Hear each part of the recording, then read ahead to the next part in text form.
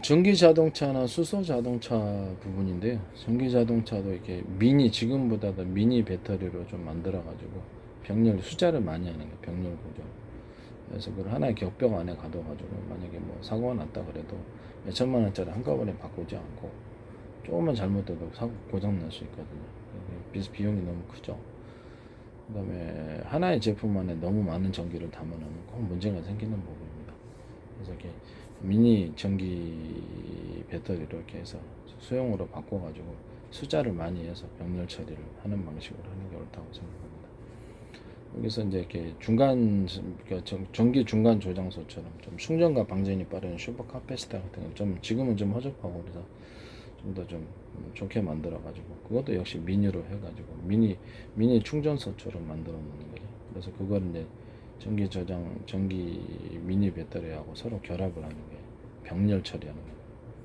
그러니까 숫자를 많이 하는 거죠. 그것도 그래가지고 곧바로 그것을 만약에 충전을 한다 그러면 주유소에서 뭐 이렇게 그렇죠, 충전기 여러 대를 가지고 한꺼번에 꼽아버리면 금방 충전이 돼요. 그게 그래서 전기 중간 조정소 역할은 슈퍼 카패시터 아니어도 상관없습니다. 좀 개선이 되면 필요합니다. 슈퍼 카패시터 미니들 좀 작은 거 소형화 시켜가지고 거기서 곧바로 플러그를 주유소에서 꼽아버리면 곧바로 충전이 빠르게 된다니까. 그럼 10%만 주세요. 우리 휘발유 줄 때 전체 완충 안 하잖아요. 그래서 뭐 얼마나치만 주시오 그러면 그렇게 하잖아요. 그럼 거기서도 그렇게 할 수 있어요. 얼마나치만 주라 그러면 그만큼만 주는 거죠. 전기를 충전도 빠르게 됩니다. 한꺼번에 막 5군데 6군데 있던 플러그도 팍팍 꽂아버리면 금방 충전됩니다. 이게 장점이 커요. 전기선 자체도 이제 전기선을 우리가 필요로 하는 만큼보다 더 두텁게 처리해서 이렇게 그 에너지를 증폭시키는 방법이 있습니다. 특히 바퀴 구동과 관련된 그 부분에는 다른 부분과 또 특별 차별화해서 전선을 두텁게 처리해서 구동이 안정적으로 이루어질 수 있게끔 해줍니다. 전기 배터리에서 동력이 나가서 바퀴를 공력을 움직이는 그 부분을 의미를 하는 것입니다.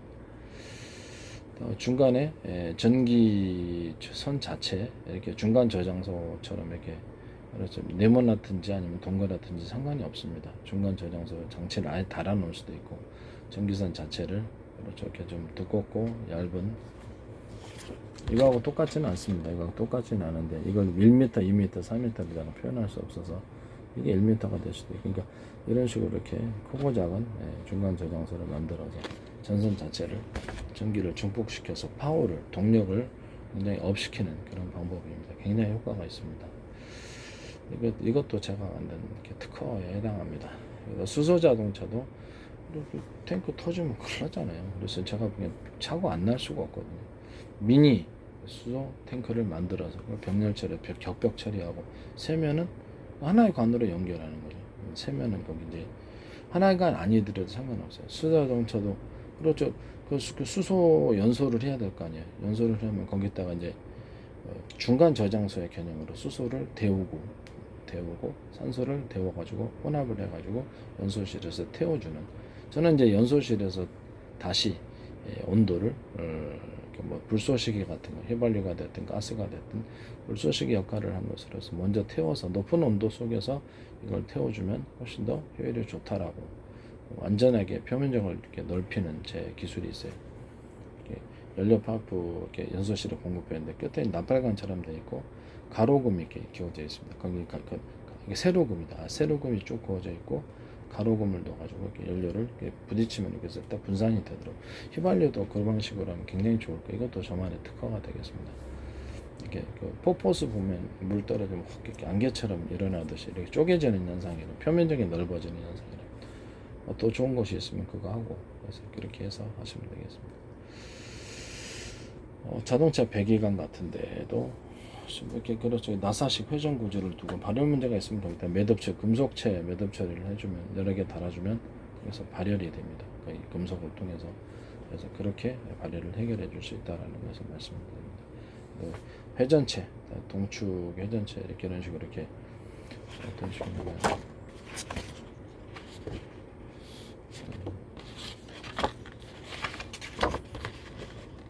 이런 식인데 이런 식으로 해가지고 이거보다 얇을 수 있어요. 얇을 수 있고 이런 식으로 바퀴를 이렇게 딱 잡아가지고 움직여줍니다.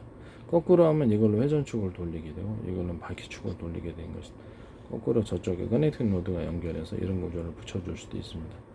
그다음에 회전축에는 매듭을 지금 자동차에서도 사용할 수 있고 앞으로 전기 자동차나 수동 자동차에서 사용할 수 있는 방법입니다. 매듭을 이렇게 중간에 대나무 매듭처럼 두께가 틀려요. 각각 주면은 거기다 스크류 나사식 회전 스크류 간격이 틀린 거기다 무늬를 넣어줄 수도 있고 그렇습니다. 이런 기술 제 기술입니다. 커넥팅 노드에도 이렇게 매듭 같은 거 하나 이렇게 딱 이런 식으로 매듭 처리를 매듭을 하나 주는 거죠.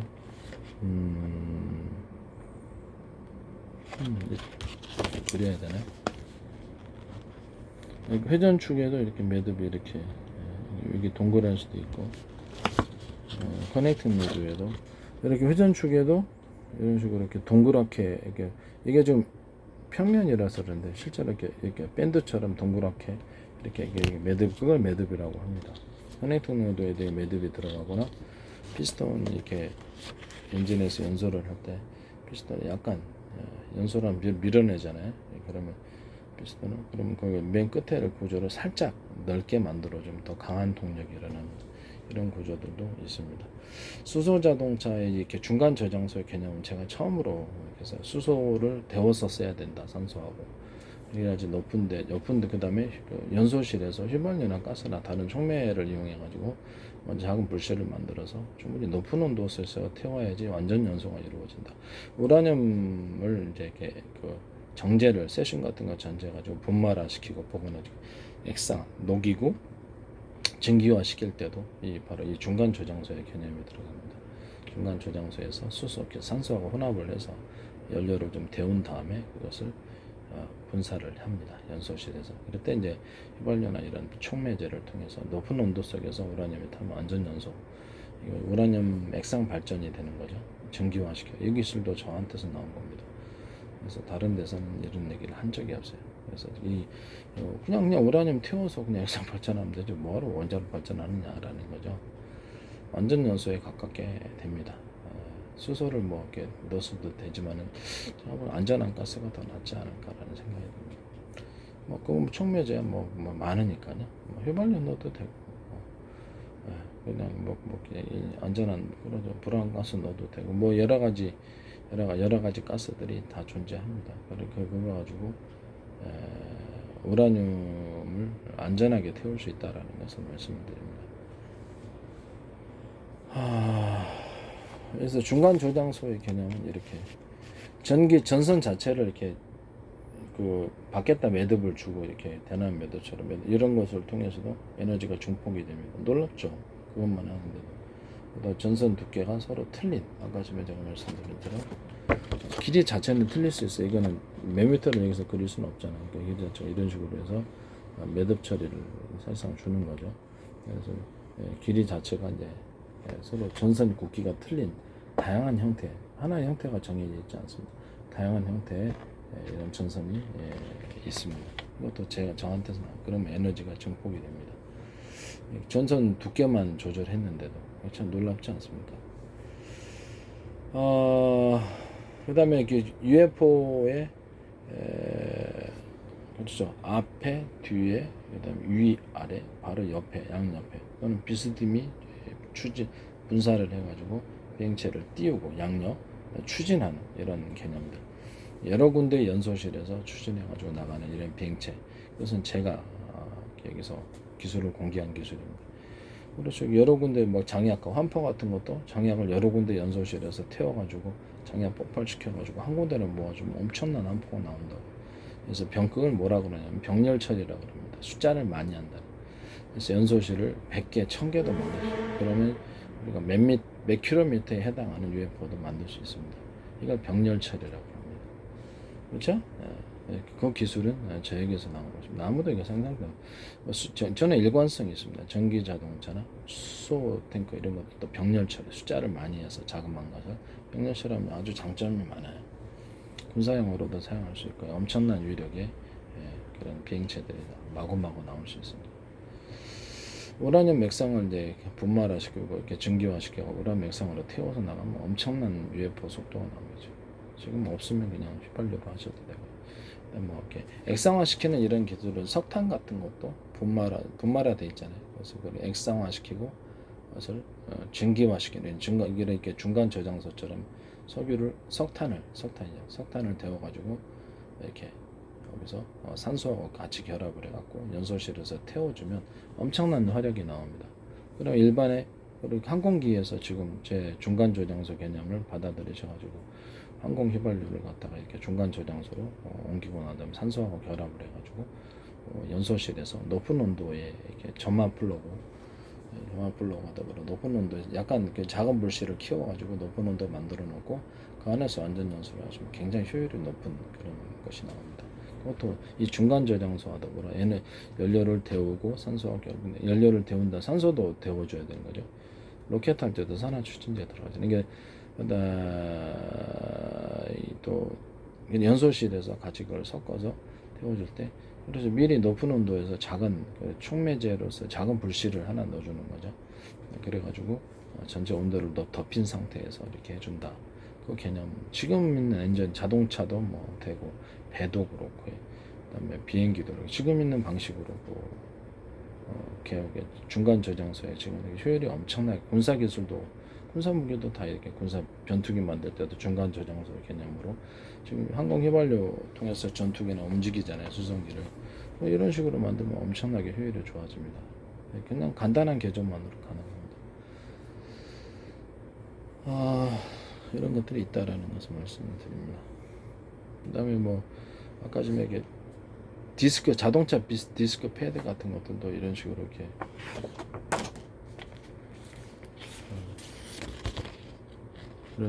이런 식으로 이렇게 3개 아니면 이 제크 기술을 피해가려고 2개로 하는 경우도 있는데 이렇게 자동차 바퀴 돌리는 것도 2개로 하고 이걸 또 다른데 사용할 때도 이거를 2개로 해가지고 피해가려고 2개나 3개나 5개나 7개나 상관없습니다. 이런 개념 자체가 저한테서 나왔다는 게 중요합니다. 그 다음에 디스크 패드도 이런 식으로 3겹이 제일 적당한 것 같은데 2겹이나 3겹 뭐 상관없어요. 4겹이 얇게 만들면 되니까 4겹이든 그래서 꽉 디스크 패드 양쪽에서 잡아서 브레이크도 엄청 잘 걸립니다. 그리고 저한테 나왔다. 에어백도 양쪽에서 이렇게 터트려 주면은 얼굴 다치지 않고 딱 감싸는 구조로 되어 있어요. 그래서 그것도 제가 기술을 공개를 하는 것입니다. 자동차 안전벨트 부분을 집어넣는 부분을 2개로 만드는 것. 이 부분도 되고 그다음에 자동차 의자 같은 거 좀 그렇죠. 좀 방수 코팅을 좀 하고 제가 만든 탄력폼 고밀도 탄력폼에다가 그 쿠션 구조를 2개 위에 넣어주고 안에 딱 부드러운 소재를 넣어갖고 자동차 이렇게 안마 의자처럼 만들어주는 거죠. 되게 푹신하고 좋습니다. 그래서 이것도 제 아이디어입니다. 자동차 룸미러 각도를 중간 부분 이렇게 놔두고 이렇게 각도를 양쪽에서 조절해서 이렇게 사각지대를 볼 수 있게 하는 룸미러. 그다음 밖에 사이드 미러도 거울 자체가 딱 손으로 하지 않아도 바깥으로 살짝 휘어 있어가지고 끝에 부분이 이쪽으로 들어오는 것과 바깥에 사각을 좀 더 각도를 넓혀주는 거죠. 그래서 밖에서 옆에서 오토바이 같은 거 차량 들어도 잘 안 보이거든요. 그래서 이런 부분을 개선한 것을 제가 제안을 여기다 해놨습니다. 당연히 효과가 있어요. 자전거 체인 만들 때 체인의 밑부분의 무게를 좀 더 무겁게 만들어 놓고 약간 더 넓게 만들어주면 윗부분보다 굉장히 강하게 굴러갑니다. 이런 것들도 있습니다. 그 다음에 자전거 페달도 이렇게 가로로 이렇게 놓고 약간 무겁게 만들어서 상관없고 너무 지나치게 무거우면 상관 아니죠. 그다음 중간에 매듭 같은 거 주면은 대나무 매듭 같은 거 이렇게 두께가 틀린 강하게 에너지가 전달이 됩니다. 2개 줘도 상관없고 가로금, 세로금 이렇게 주면은 페달에 이렇게 밟는 부분은 가로금, 세로금 이렇게 엄청 잘 굴러갑니다. 그다음에 자동차 항공기에 보조 날개 그 모양의 형태가 다양할 수도 있어요. 보조 날개를 이렇게 미니로 둬가지고 위로 띄우는 양력 비행체를 띄우고 공기를 뒤로 흘려갖고 추력을 만드는 그런 기술도 혹시 꼬리 날개에 들어갈 수도 있고 비행기 옆구리에 양옆구리에 들어갈 수도 있고 그렇습니다. 그래서 이게 비행기 날개에도 들어갈 수 있고 이런 보조 날개 개념은 그렇죠. 그 선풍기의 보조 날개 그다음에 노 같은 것이 올 때도 이게 보조 날개를 둬가지고 그러면 훨씬 낫고 보트나 이렇게 배 같은 데도 보존하게 이렇게 좀 두시거나 심지어는 자동차 같은 데도 밑에다가 비스듬히 약간 땅에 닿지 않을 정도로 살짝만 이렇게 해주면은 그것이 양력을 얻게 됩니다. 위로 뜹니다. 그러시면 자동차의 경우 밑으로 딱 땅으로 이렇게 착지해야 되는 그런 개념도 땅에 붙어서 가야 되기 때문에 뭐 전적으로 사용하기는 그렇고 헬리콥터 같은 데도 보존 날개를 큰 날개 보존 날개를 조그맣게 형태가 어떻든 상관없어요. 조그만 거를 두는 거예요. 그것이 양력과 추력을 이뤄서 연료를 굉장히 절감을 시켜주고 엄청나게 강력한 파워를 만들어냅니다. 이런 것들이 있습니다. 그 다음에 이거 프로펠러 자체를 이렇게 1단계, 2단계, 3단계, 4, 5단계, 몇 단계 때 층층층 놓는 거 있죠? 이런 식으로 됐던 거네. 이거 좀 얇아도 상관없어요. 이런 식으로 약간 층층층 놓는 구조. 이런 구조를 통해서 층층이 기술을 사용하면 가위 같은 거 뭐 조경용 가위도 바깥에 딱 안으로 들어가는 부분 말고 위에 덮는 부분 층층이 세게 들어가고요. 뭐 도끼 만들 때도 이렇게 층층층 이렇게 만들어지면 엄청 파워가 뭐 끌칼 뭐 이렇게 스크래퍼 뭐 이런 것들도 거기에 그래도 도끼도 그냥 일반 망치도 이런 식으로 만들어 놓은 일부 2개짜리도 될 수도 있고 3개짜리 기술 피해가려면 꼭 2개지 뭐 제가 보기엔 한 3개가 적당한데 2개나 3개나 망치 같은 것도 이런 것들도 될 수 있다라는 말씀. 해머 같은 것도 될 수도 있고 끝에는 이렇게 뾰족해 갖고 정마형으로 만들어도 됩니다. 이런 것들도 다 기술에 해당합니다. 일반 자루 같은데 뭐 어떤 종류의 자루든 골프 자루다 그러면 거기다 매듭 주면 엄청나게 파워가 증가합니다. 골프 제도 같은 경우 보면 이렇게 그렇죠. 층층이 기술을 뒷부분을 층층 얇게 층층이 기술을 만들어 가로 이렇게 세로 이렇게 주고 가운데에 홈을 좀 파주면 엄청 장타나고 자루 부분은 이렇게 매듭을 대나무를 주고 손에 좀 그립감 있게 만들어 놓으면 손에는 가로로 손에는 이렇게 이쪽으로 치니까 세로가 되겠죠. 세로 그립감 있게 딱 잡아야지. 마찰력이 있어요. 물론 7번 아이언 기준으로 그렇게 만들면 엄청난 장타가 나옵니다. 뭐 그렇게 공인 받지 못할 것은 아닌 것 같습니다. 엄청 장타 나옵니다. 이것도 제트카라는 것을 말씀드립니다. 매듭을 주는 행거, 각종 모든 제품에 뭐 장대다, 뭐 지팡이다, 뭐 등산용 지팡이다, 모든 종류의 제품, 그러니까 기계의 제품이다. 기계가 구동하는 회전축이다. 그러면 이렇게 자동차 들어가듯이 오토바이다, 비행기다, 배다 할 것 없이 이런 식으로 매듭을 주면 그 자체가 구조가 튼튼해지고 에너지가 증폭이 됩니다. 파워가 증가하게 됩니다. 이 에너지 축적과 증폭 기술이라는 것을 다시 한번 말씀을 드립니다. 보조 날개 두는 것 이것도 제 아이디어라는 거. 스프링 안에 스프링을 넣는 구조. 스프링 안에 스프링을 넣어서 이렇게 자동차 쇼바 같은 것을 충격을 완화해가지고 두꺼운 스프링을 사용하지 않아도 되도록 그런 식으로 너무 탄력이 써가지고 이렇게 세가지고 문제가 있어요. 침대 스프링 안에도 이렇게 수많은 스프링이 있고 이게 2개가 돼, 5개가 됐든 상관이 없어요. 숫자는 스프링 안에 스프링 넣는 거죠. 스프링 옆에 자동 쇼바 같은 것도 스프링을 붙여갖고 충격을 완화시켜주는 거죠. 이런 부분들을 다 자동차 반도체 기술에도 이런 식으로 옆으로 붙여가지고 발열 문제를 해결하는 이런 기술도 이렇게 기둥이 있고 이렇게 붙여갖고 이런 것들도 있을 수 있다라는 이렇게 만들어도 되고요. 이렇게 형태는 다양합니다. 원리가 중요한 거죠. 구조 원리가 중요한 것이다라고 생각합니다. 이런 것들이 있습니다. 이거 말고도 수많은 있어요. 병렬 구조, 수많은 연소실, 수많은 통로를 하나로 압축시켜 놓는다. 열 토네이도 현상을 일으켜서 그것을 내뿜어준다. 이런 기술들, 다양한 기술들이 있습니다. 통로를 좁혔다 넓혔다 좁혔다를 계속 반복하는 것. 통로를 두텁게 했다가 짧게 통로 자체를 이제 스크류 나사식 통로를 아예 만들어 버리는 거예요. 스크류 나사식 이렇게 서로 간격이 크고 간격이 컸다가 중간 정도 됐다가 좁았다 아주 촘촘히 됐다. 이렇게 나사 만들 때도 제가 이걸 쓰거든요. 나사 만들 때도 보면 십자든 일자든 바깥쪽을 좀 홈을 좀 깊게 파주고 안에다가도 그 홈을 좀 파주는 거예요. 중간에 홈 파주고 십자든 일자든 이런 식으로 볼트든 나사든 다 이런 식으로 들어갑니다. 그 다음에 나사 그 볼트 같은 경우는 이렇게 쭉 회전해 갖고 돌리다 마지막을 사선으로 조금 올려주면 마지막에 체결이 꽉 잠깁니다. 볼트가 잘 풀리는 게 제일 문제예요. 체결이 꽉 잠깁니다. 그래서 그것도 제가 아이디어를 낸 겁니다. 그런 부분도 존재합니다. 맞죠? 나사는 그냥 이렇게 서로 간격이 틀려요. 지금 간격이 똑같잖아요. 간격이 틀리고 큰 거, 중간 거, 작은 거, 촘촘 이런 식으로 나사식이 밑으로 파고드니까 이런 식으로 만들어 가지고 석권보드에도 박힙니다. 이런 종류 구조는 이런 식으로 만드시면 되겠습니다. 이제 나사식 회전 구조로 주는 건 주방 제품에도 가능한데요. 주방 뚜껑을 유리 뚜껑을 이중으로 두 개로 이렇게 겹쳐서 하고 중간에 뭐 금속 뚜껑도 그렇게 될 수도 있고요. 이중 뚜껑으로 하는 거예요. 이런 식으로 해가지고 안에는 회전식 나사, 뭐 믹서기다 그러면 회전 모양을 주는 거예요. 스크류 모양으로. 그래서 이거 주방용 냄비나 후라이팬에도 똑같이 좋습니다. 그러면 열이 안으로 모여가지고 강하게 잘 끓여집니다. 얼마나 하려는지는 모르겠습니다만 이런 아이디어가 존재합니다.